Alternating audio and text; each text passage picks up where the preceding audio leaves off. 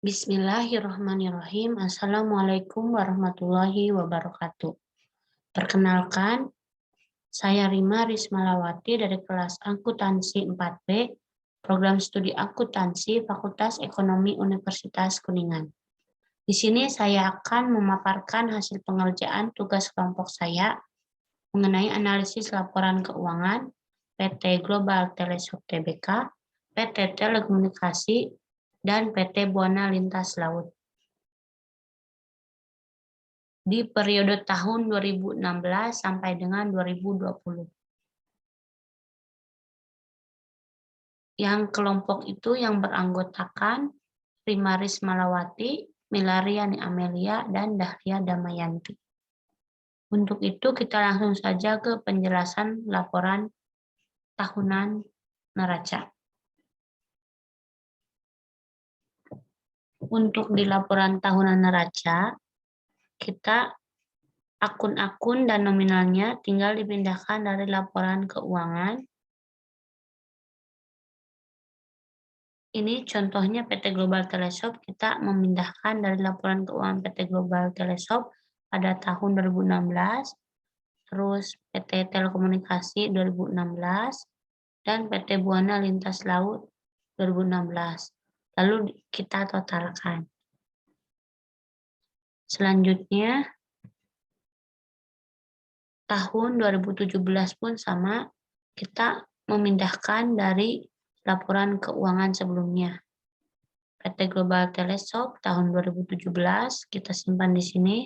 PT Telekomunikasi 2017 simpan di sini, dan PT Buana Lintas Laut tahun 2017 disimpan di sini. Dan untuk tahun 2018, 2019, dan 2020 itu sama.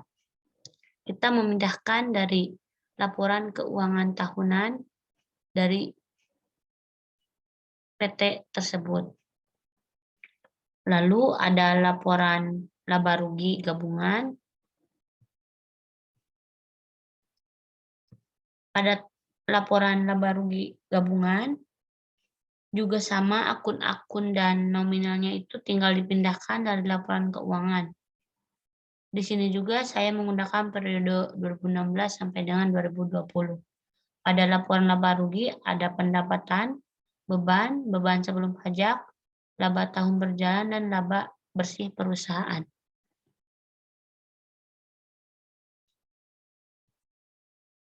Laporannya itu seperti ini ya. Untuk PT Global Teleskop, kita memindahkan dari laporan laba rugi PT Global Teleskop.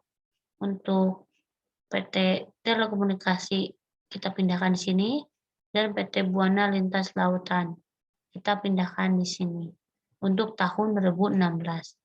Untuk tahun selanjutnya juga sama, 2017, 2018, 2019, dan 2020. Lalu ada analisis perbandingan. Yang pertama itu analisis perbandingan neraca. Untuk akun-akun dan nominal juga sama, kita pindahkan dari neraca yang sudah kita masukkan dari laporan keuangan. Lalu untuk analisis perbandingan neraca itu ada tahun 2017 atas 2016, 2018 atas 2018, 2018 atas 2016, 2019 atas 2016, dan 2020 atas 2016.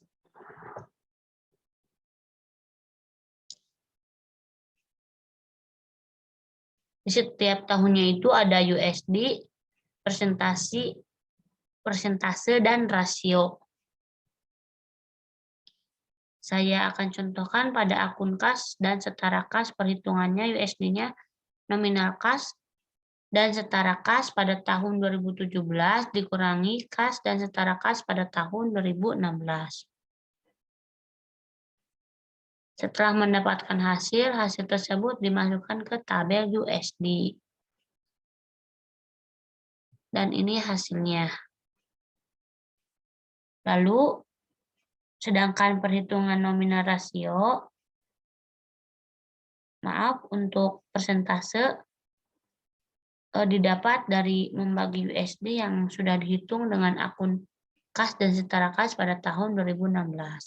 Sedangkan perhitungan nominal rasio dengan cara membagi akun kas dan setara kas pada tahun 2017 dengan akun kas dan setara kas pada tahun 2016.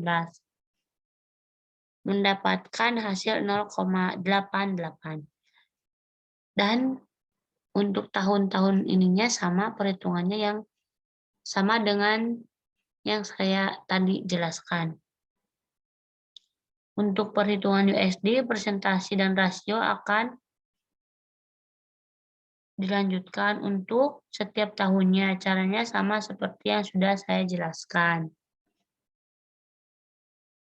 Ada analisis perbandingan laba rugi tahun 2016 sampai dengan tahun 2020.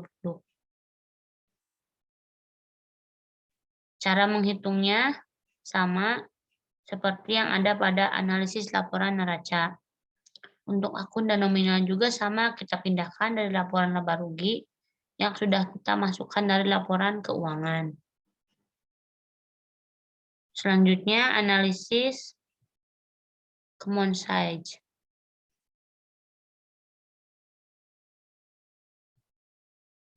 Untuk analisis common size digunakan pada neraca dan laba rugi. Akun-akun dan nominal juga tinggal dipindahkan dari neraca yang sebelumnya. Pembedanya ada di bagi common size-nya. Saya akan contohkan perhitungan common size pada akun kas dan setara kas. Jumlah nominal kas setara kas pada tahun 2016 dibagi jumlah aset pada tahun 2016, kemudian menghasilkan common size. Ini diambil contoh tahun 2016 sebesar 100%. Jadi untuk menghitung common size-nya semua akun di aset dibagi dengan jumlah aset. Sedangkan akun liabilitas dan ekuitas dibagi dengan jumlah liabilitas dan ekuitas. Selanjutnya analisis common size pada laba rugi. Caranya sama dengan cara yang dilakukan pada common size neraca, tetapi pembaginya menggunakan pendapatan Linders-Sting. Selanjutnya itu ada analisis tren. Pada analisis tren ini,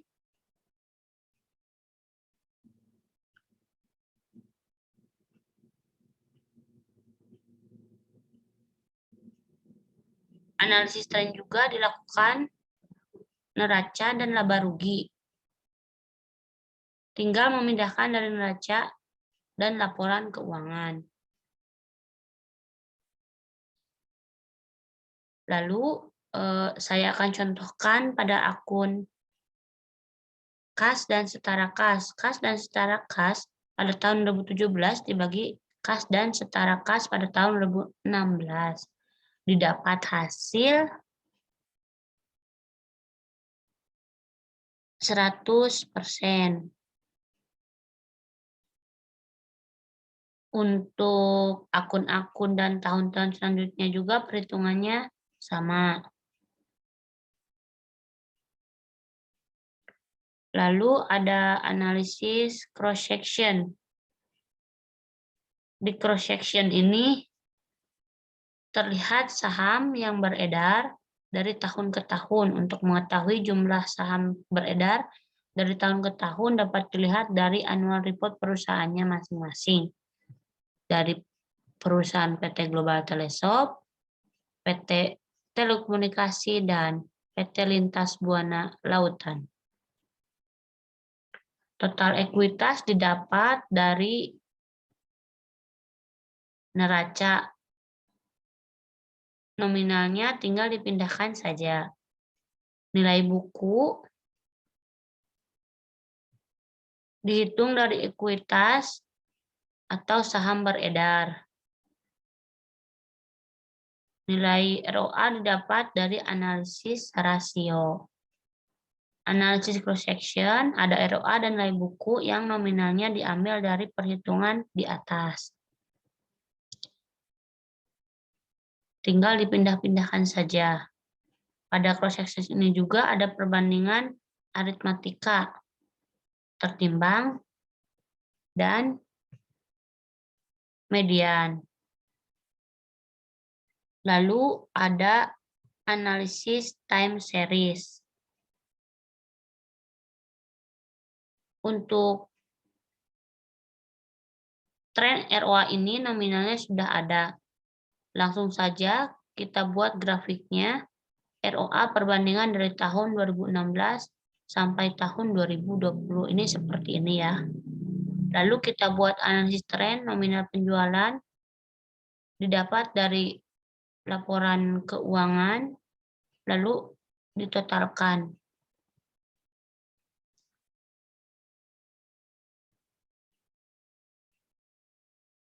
Kode X, kemudian tabel Y dan X yang ini,